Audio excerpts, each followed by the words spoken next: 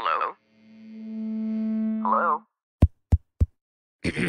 Podcast Network Asia. Lisir wangi seliramu tumaking sirno ojo tangi kanmu guling awas jok ngetoro aku lagi bang wingo jin setan kan tak putusi dudu sembarang ojo layu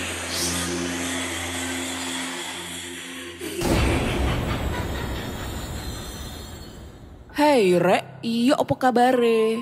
Ketemu lagi dengan aku si Ana di podcast kisah horor.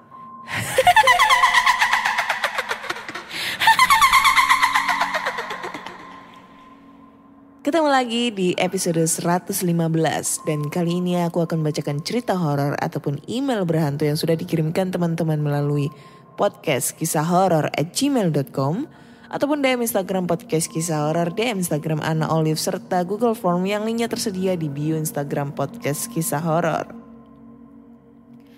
Oke, gimana kabar kalian? Pastinya sehat-sehat selalu ya, aku doain. Dan jaga kesehatan juga ya, ini udah mulai masuk pancaroba, udah mulai masuk penghujan tapi masih ada panas-panasnya ya. Jadi hawanya itu bikin orang sakit, bikin orang flu, demam, batuk dan lain-lain. Seperti sekarang batukku masih belum sembuh-sembuh, mau vaksin juga belum bisa, belum vaksin sama sekali bro. Mau masuk mall itu harus vaksin dulu baru bisa masuk mall. Kan peraturannya sekarang tambah aneh-aneh gitu loh. Terus mau klarifikasi juga kalau kemarin ada yang nge-DM katanya di episode 114 cerita pertama itu udah pernah dibawain. Tapi setelah aku cek-cek sampai episode 113 sampai episode 1 tuh nggak ada yang cerita sama gitu loh. Mungkin ya openingnya atau mungkin pembukaannya itu sama kali ya kalau ceritanya sama gitu loh. Jadi apa ya, kelihatannya tuh kayak udah pernah aku bacain karena pastinya ini belum lah. Aku yakin banget ini belum. Dan kali ini aku akan bacakan cerita-cerita yang fresh, yang pastinya serem. Kalau ada yang serem ya, kalau nggak ada yang serem ya mohon maaf. Ini kan cerita dari teman-teman semua pendengar podcast kisah horor. Jadi mau serem gak serem tetap aku bacain dan gak pernah aku ini dulu ya. Apa ya, ibaratnya tuh kalau kita dapat email itu aku baca dulu, aku telaah dulu, ibarat aku koreksi dulu, aku gak pernah. Jadi email masuk langsung bacain pada waktu record. Biar gregetnya itu ada, horornya itu ada, biar kita tuh terbawa di suasana, mau horor mau enggak, mau komedi. Kita udah kebawa gitu loh, biar gak apa ya, biar ada yang lain gitu, setuju gak? Iya. Yeah. Dan langsung aja kita baca cerita pertama. Cerita pertama datang dari email. Ntar buka email dulu. Cerita pertama ini datang dari, ini dia, Rio. Anjay, namanya Rio bro, Rio Tarisa. Nama emailnya Rio, anjay. Berasa kayak mengingat nama masa lalu ya, yang sampai sekarang masih dipertahanin untuk menjadi masa depan, tapi nggak tahu dianya mau apa enggak. Jadi curcol bro. Oke. Assalamualaikum Min. Nama saya Kiki. Nama emailnya Rio.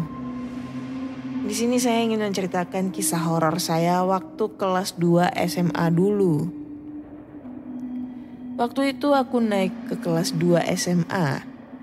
Di sekolahku kebetulan sudah dibangun gedung baru dan kelasku adalah salah satu yang beruntung menempatinya.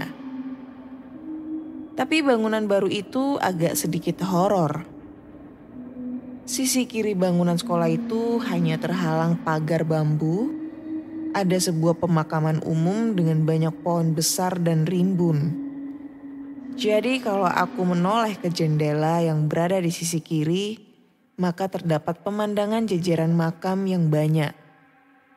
Itu sebenarnya aku sedikit tidak menyukainya. Beruntung bangkuku ada di dekat jendela di sisi kanan. Jadi aku tak banyak melihat ke arah sana. Sisi kanan aku bisa melihat lapangan sekolahku. Singkat cerita, suatu hari ada kelas bebas. Ada pensi atau pentas kesenian yang membuat semua siswa tak perlu mengikuti pelajaran hari itu. Tentu saja kami senang. Semua anak laki-laki sontak berlari keluar, baik yang menonton pensi ataupun ke kantin untuk makan. Sedangkan kebanyakan siswa perempuan kebanyakan ada di dalam kelas. Kami tak terlalu tertarik pada pensi karena memang sering diadakan. Jadi kami mungkin bosan. Ya, setidaknya itu pikiranku saat itu. Waktu itu kebetulan kami baru selesai memenangkan lomba menghias kelas pada Agustusan. Kelas kami diwarnai biru langit dan di dinding dilukis air terjun besar yang cantik. Sontak banyak anak perempuan yang mengambil foto di dalam kelas. Sedang aku sendiri lebih memilih memakan coklat di tanganku karena lapar. Aku yang sedang makan seketika terkejut saat mendengar ada yang menjerit. Ternyata asal jeritan itu dari sebelahku, karena mejaku ada di belakang. Makanya aku cukup dekat dengan lukisan air terjun di dinding. Anak perempuan semuanya segera berkumpul, termasuk aku. Siswa perempuan yang menjerit itu dikerubungi dan dia pun menunjukkan ponselnya pada kami. Aku ikut mendekat dan melihat layar ponsel itu. Awalnya tak ada yang aneh. Ada 5 siswa perempuan berfoto dengan senyum di bibir mereka. Tapi siswa perempuan yang menjerit itu tiba-tiba berkata sambil menunjuk ke sudut foto di layar ponsel. "Lihat ini, ada seseorang terfoto. Padahal jelas saat aku mengambil foto, sudut itu gak ada orang." Aku ikut mengamati foto di layar ponsel bersama yang lain dan akhirnya menemukan keanehannya. Di sekolahku semua siswa perempuan memakai kerudung, baju lengan panjang dan rok panjang. Jarang sekali yang memakai baju lengan pendek dan rok pendek. Lagi pula di kelas kami tak ada siswa perempuan seperti itu. Semuanya memakai kerudung. Cuma siswa laki-laki yang memakai baju lengan pendek dan saat itu tak ada satu siswa laki-laki pun di dalam kelas. Aku bisa menjamin tak ada satupun karena setelahnya aku mengamati seisi ruang kelas dan memang tak ada. Dan jika ada siswa lelaki yang masuk ke kelas tadi tanpa ketahuan pun, tentu aku bisa menyadarinya. Karena jarak antara para siswa perempuan yang sedang berfoto itu denganku paling hanya 1 meter.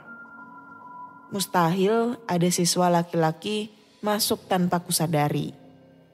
Dan foto itu baru diambil tadi beberapa detik sebelum siswa perempuan yang mengambil foto berteriak. Di dalam foto itu di sudut memisahkan diri dari 5 siswa perempuan dalam foto. Ada pundak dan tangan yang terfoto. Dan jelas lengan itu memakai baju lengan pendek. Dan posturnya memang tak mirip dengan perempuan. 1. Itu kejadian pertama yang aneh di kelas baruku. Setelah itu ada kejadian aneh lainnya. Suatu pagi saat jam bebas lagi, Saat guru tak datang, tiba-tiba tercium wangi melati yang menyengat. Sontak kami mulai ribut. Kejadian kemarin tentang foto aneh itu belum kami lupakan. Kami pun saling bertanya, siapa yang memakai minyak melati ke sekolah? Tapi jelas tak ada yang mau mengakuinya. Lagi pula, apa minyak wangi biasa anak SMA bisa semenyengat itu? Kami akhirnya terdiam beberapa saat sebelum berebut berhamburan keluar karena takut. Itu kejadian aneh kedua di kelas baru kami. Kejadian ketiga terjadi waktu jam olahraga. Kami yang capek masuk ke dalam kelas, tapi kebanyakan masih banyak yang di luar. Aku dan kedua temanku duduk sambil mengobrol dan sebut saja dua temanku itu Mira dan Ana. Hah? Gue dong. Pertama, Mira yang mendengar sesuatu seperti gerakan seorang pria dewasa dengan suara yang berat. Lalu baru aku dan Ana. Kami bertiga saling bertukar pandangan dan menghentikan obrolan kami.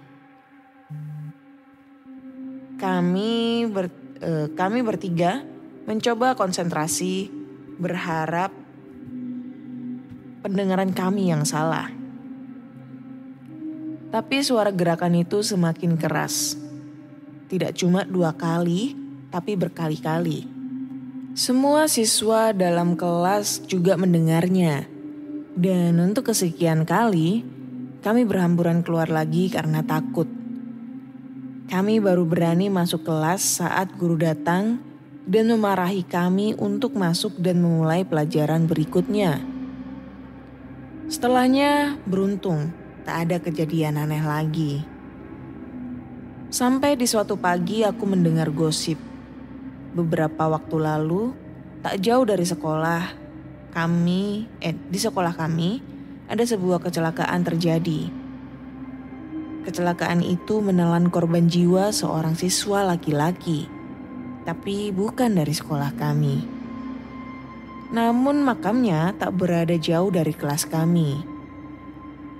Dari jendela sisi kiri yang mengarah ke pemakaman umum, aku dapat melihat sebuah kuburan baru yang masih bertabur bunga dan basah.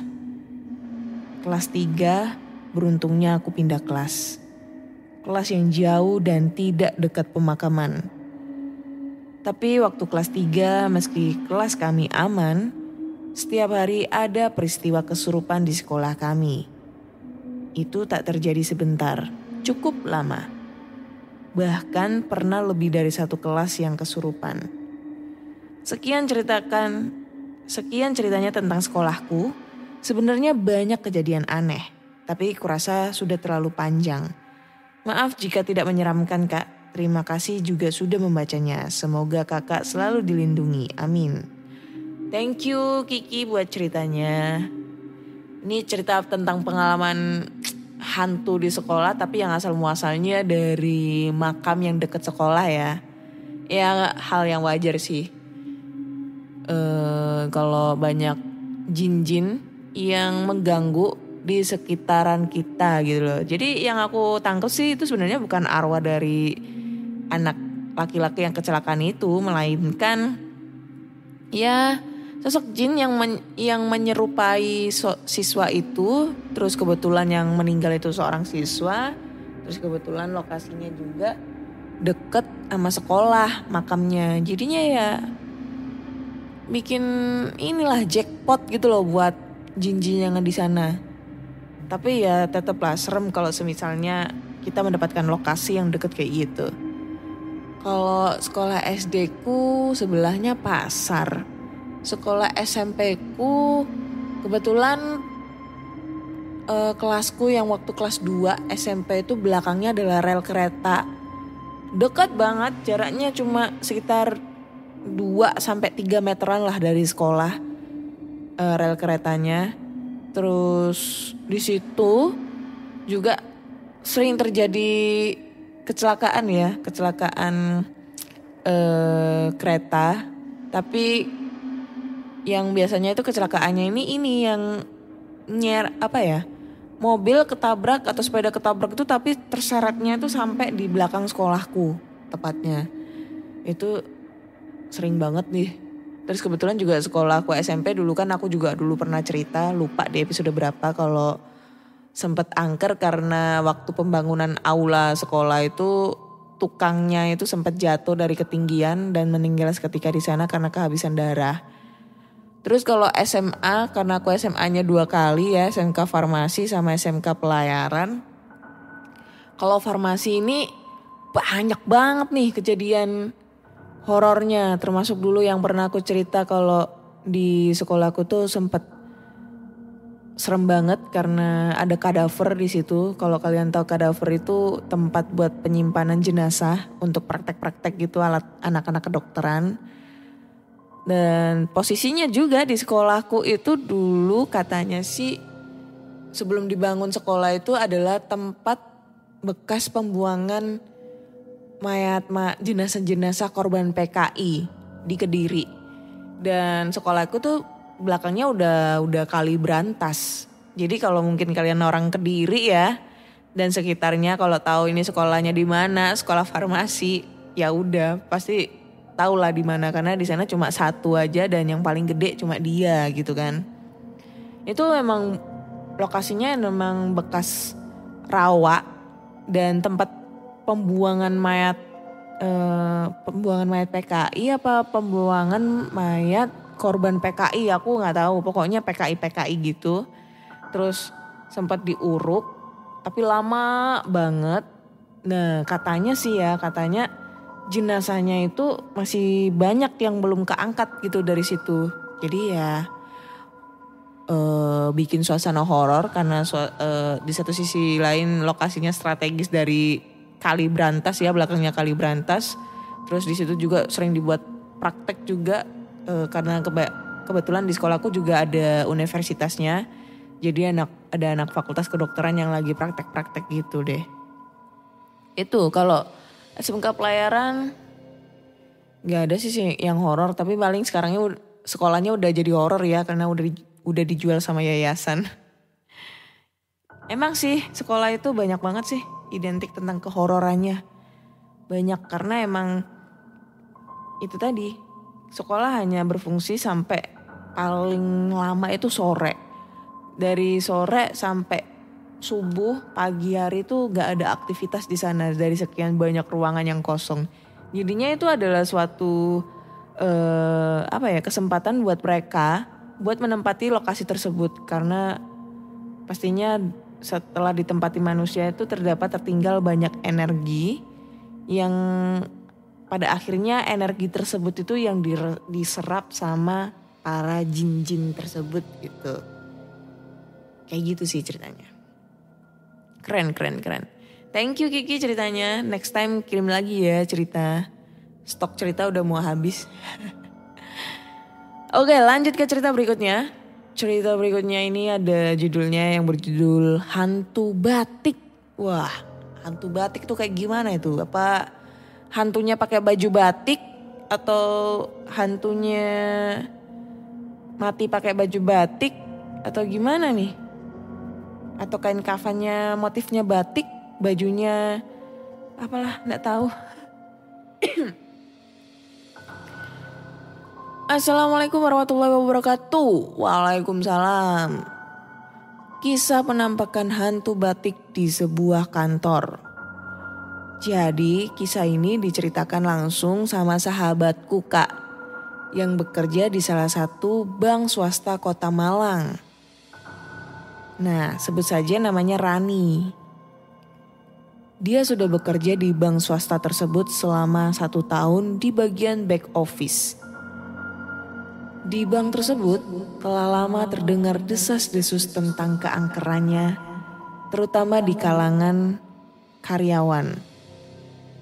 Seringkali tercium aroma bunga-bunga pemakaman dari arah pantry. Sering juga karyawan melaporkan kakinya ada yang digelitik. Padahal tidak ada benda atau kabel di bagian bawah meja. Ada juga yang pernah melihat pocong di beberapa sudut kantor. Karena Rani harus menyelesaikan laporannya, dia terpaksa lembur di kantor. Sebenarnya dia takut, tetapi karena Rani harus tetapi pekerjaannya menunggu untuk diselesaikan sebelum akhir pekan.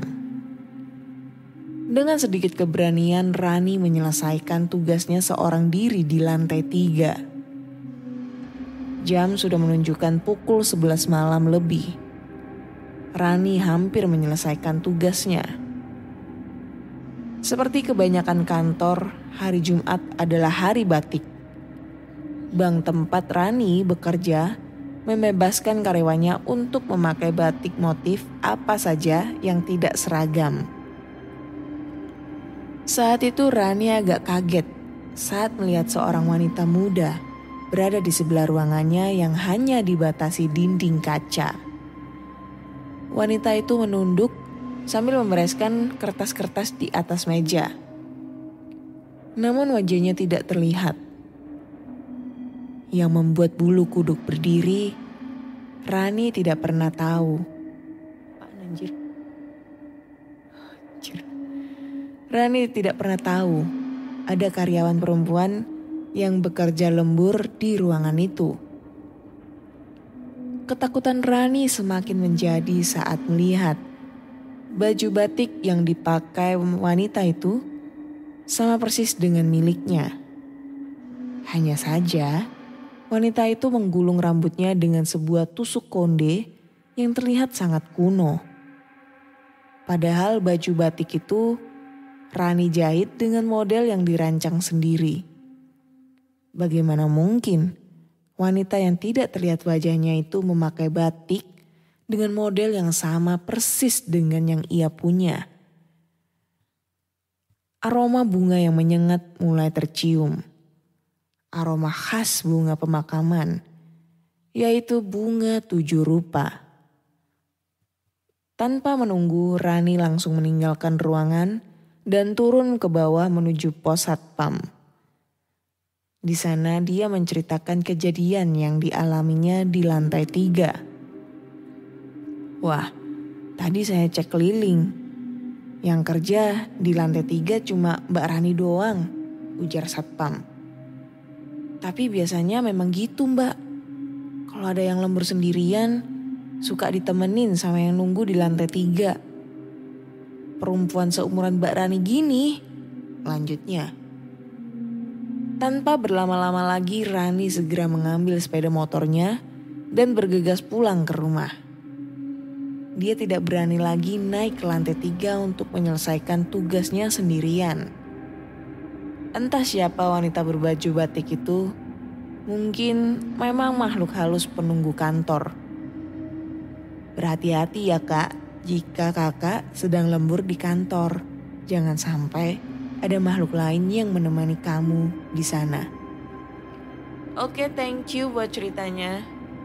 Ini serem abis sumpah, gila. Emang sih nggak begitu merinding buat aku, cuma ini tuh kayak apa ya?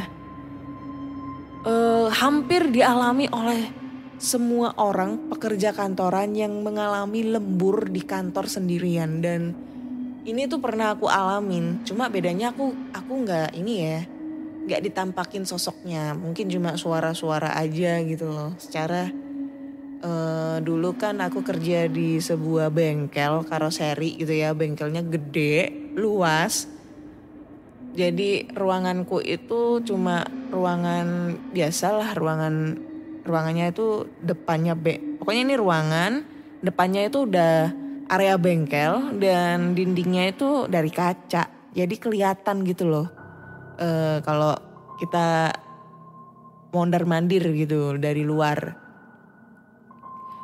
Dan gue pernah ngalamin kayak gini gitu. Cuma ya itu tadi bedanya, aku cuma diliatin suara. Didengerin cuma suara-suara doang. Jadi dulu aku pernah lembur di kantorku yang lama di mana? Di kantor karoseri yang pertama ya, di daerah Krian. Itu gara-gara aku mau resign. Jadi aku mau resign nih. Terus kerjaanku tuh kan banyak banget tuh yang belum selesai karena ya kendala servernya error, mau nggak mau harus manual dan itu numpuk banget, banyak banget, ada 100 lebih 200 lebih SPK yang harus aku kerjain kan. Dan mau nggak mau aku harus lembur sampai jam setengah 12 malam, jam 11 malam lah aku belain. Pokoknya pulang nyampe rumah itu jam 12 kurang karena emang jaraknya jauh banget sob. Dari rumahku ke tempat kerja itu sekitar 26 kilo gitu kan, Surabaya ke Krian cuy. Dan itu naik motor. Kebayang dong terpaksanya aku harus ke sana lembur terus balik keadaan tengah malam dan yang aku takutin adalah begal waktu itu, bukan setan. Nah kejadiannya itu waktu itu aku lembur di ruangan produksi untuk ngecek-ngecek SPK yang punya aku sama SPK-nya punya kepala produksi gitu kan. Terus kebetulan hari itu sih hari Jumat ya, karena Kamis itu kebanyakan orang-orang nggak mau lembur. Kan kadang itu kan ada tukang-tukang yang masih lembur untuk deadline unitnya harus selesai. Terus waktu itu kebetulan ada yang lembur cuma sampai jam 10 malam. Akhirnya aku di situ tinggal sendirian karena emang waktuku cuma tinggal seminggu lagi buat resign gitu kan. Nah aku tuh lagi asik-asiknya ngerjain laporan, ngecek-ngecek di SPK sambil dengerin musik gitu kan. Nah terus musiknya aku gedein volumenya. Biasanya kan aku pakai headset karena emang lagi sendirian, aku gedein biar kayak kelihatan rame banget gitu loh. Nah posisinya security itu ada di depan, pos depan gitu. Jadi biasanya dia kalau mau mondar-mandir, kalau mau ke toilet aja dia mondar-mandir. Nah pas waktu lagi ngerjain, itu kebetulan toiletnya itu ada di depan ruangannya, di samping ruangannya produksi. Jadi kalau ada orang mau ke toilet itu pasti lewat depan pintunya, kita ngeliat gitu. Aku lagi ngerjain, set lagi dengerin lagunya Sheila on 7 itu kan. Tiba-tiba tuh ada yang lewat gitu, masuk ke dalam kamar mandi ditutup jebret gitu kan. Mikir paling security gitu, kalau nggak gitu tukang yang lagi tidur di mes gitu kan. Bodo amat, yang penting kerjaan cepat selesai gitu. Udah selesai, udah gitu jarak 1 menit 2 menit nggak ada air, nggak ada suara air, itu dia keluar, tahu aku tuh ngelihat, jadi kayak di sudut mataku tuh kayak ngelihat bayangan orang lewat gitu, dan itu jelas nyata banget gitu loh, kayak sosoknya tuh kayak security yang biasanya jaga gitu kan. Udah ya udahlah, merasa bodo amat gitu kan. Udah, terus jarak berapa menit lagi itu 5 menit ada lagi orang lewat. Ini perasaanku aja ya, orang lewat. Terus ada suara air. Kali ini ada suara air. Keluar lagi. Selang dari dia itu keluar, tiba-tiba, nah sebelahnya itu adalah ruang produksi. Ruang produksi itu tiba-tiba itu kayak ada bunyi apa gitu, entah itu tang, entah itu apa gitu, benda itu jatuh yang sifatnya besi, jatuh ke lantai, dan pasti kan bunyi kan kelontang gitu kan.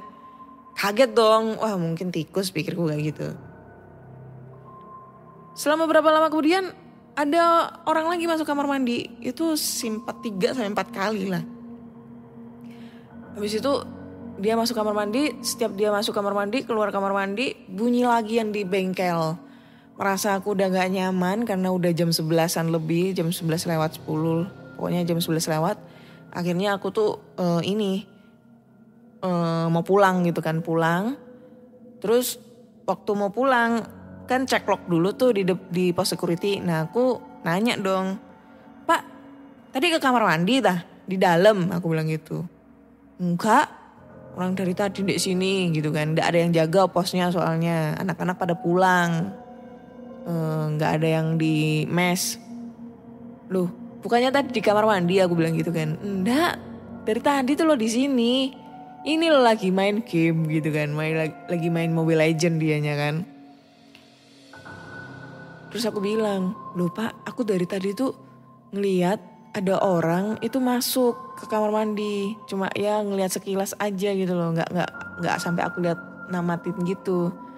Bolak-balik sampai 4 kali. Terus setiap dia keluar dari kamar mandi mesti tuh bunyi. Ada bunyi-bunyi di belakang gitu kan. Di bengkel. Bunyi bu benda jatuh. Bu ada yang mau ngelempar batu ke tabung gas kayak gitu kan, gas LPG, gas oksigen atau CO gitu kan. Makanya aku udahan terus pulang. Si bapaknya tuh malah takut dong, bukannya kayak mikirnya itu udah biasa. Kan biasanya kalau security itu kan udah tegar banget dong. Ini enggak. Anjir lah. Ojo nakut-nakutin mbak, aku dewe takut iki nang kene dewean katanya gitu. Jadinya dia nggak jadi nunggu di pos satpam, nunggunya itu di depan gerbang gitu. Sambil nungguin anak-anak balik. Takut pada masuk. Kayak gitu. Itu sering banget aku terjadi itu. Walaupun di kerjaan yang kedua itu yang sama-sama karoseri juga kayak gitu. Tapi dulu tuh kan udah pernah cerita aku kejadiannya kayak gimana. Itu udah the best banget kalau misalnya ada orang yang betah banget ngelembur sampai tengah malam, tapi kuat ditakut-takutin sama penunggunya di sana. Mungkin sebenarnya yang penunggunya di sana itu nggak nakut-nakutin, cuma nemenin aja lah. Cuma caranya mereka itu yang bikin serem buat nemenin kitanya. Hai, sebelum kita mulai episode hari ini, gimana kalau kamu dan aku Agustusan bareng Home Living Celebration? Flash sale dari 17 sampai 8 sampai 45 ribu rupiah hanya di Home Living Celebration Tokopedia. Hematnya merdeka. Gunakan langsung link yang ada di description box aku ya. Yuk! Oke, next. Lanjut ke cerita terakhir ya. Cerita terakhir kali ini. Assalamualaikum warahmatullahi wabarakatuh. Waalaikumsalam. Salam sejahtera Kak Ana. Ya. Kali ini aku mau bercerita. Dan kejadian ini tepat 2 tahun yang lalu. Waktu itu sore hari aku berkunjung ke rumah kakakku bersama suami dan anakku. Karena jaraknya gak terlalu jauh, jadi hanya setengah jam perjalanan. Ya hanya sebatas ngobrol sebentar, lalu aku memutuskan untuk pulang. Kakakku sudah melarang nanti saja pulang selepas maghrib. Tapi aku ngeyel dan kukuh pulang waktu itu juga. Di perjalanan pulang ke rumah, aku melewati komplek perumahan yang lumayan sepi. Dulunya itu sawah yang luas. Awalnya biasa saja. Tetapi setelah setengah perjalanan, aku melihat di bawah pohon besar ada makhluk hitam besar. Jantung pun berdegup kencang. Dan setelah melewati makhluk itu, sepanjang perjalanan aku diikuti suara anak ayam. Dan suara itu pun didengar oleh suamiku juga. Herannya, suamiku malah bicara. Mana ada anak ayam di tengah kebun begini? Lagian emang anak ayam bisa lari ya? Kok suaranya seakan ngikutin kita? Wah anjir lah, kuntilanak lagi nih. Udah, gak usah dibahas, ucapku. Dan aku langsung membaca ayat kursi beberapa kali hingga suara anak ayam itu hilang dan tidak terdengar lagi suaranya. Tetapi kenapa berganti dengan bau wangi bunga melati dan itu tercium sampai di depan rumahku. Setelah sampai rumah, aku beserta suami bergegas sholat maghrib. Setelah sholat, aku bercerita. Yah, tadi di bawah pohon lihat makhluk hitam besar gak? Enggak, emang kamu lihat? Iya, dan tadi bukan suara anak ayam, melainkan suara kuntilanak. Anjir lah, merinding anjir. Makanya besok-besok kalau main jangan pulang pas maghrib, pamali. Iya, nyesel juga tadi gak dengerin apa kata kakak. Selesai. begitulah pengalaman hororku. Terima kasih ya Kak, udah dibacain ceritanya. Thank you banget. Ini episode kemarin cerita tentang anak ayam, sekarang juga anak ayam. Emang anak ayam itu the best banget kalau bikin orang merinding ya. Tiba-tiba itu kayak punggung itu rasanya merinding banget. Gila. Tapi emang bener sih ya kalau kita misalnya ya ini emang udah kayaknya turun temurun atau ya udah ibaratnya itu menjadi sebuah harus gitu loh, harus dilakukan.